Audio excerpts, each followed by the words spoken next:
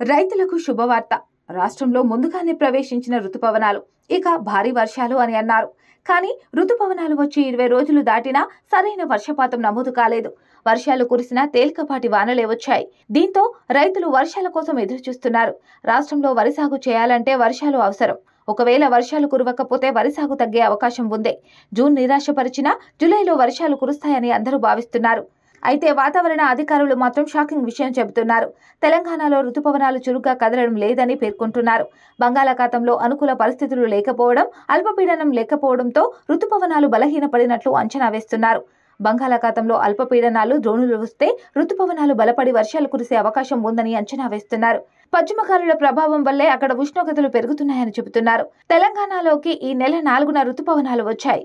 6 రోజుల్లోనే రాష్ట్ర వ్యాప్తంగా విస్తరించిన సంగతి తెలిసిందే. ఈ నెల 10 నుంచి మధ్య భారతంలో విస్తరిస్తున్న రుతుపవనాల చురుకుదనం తగ్గిందే.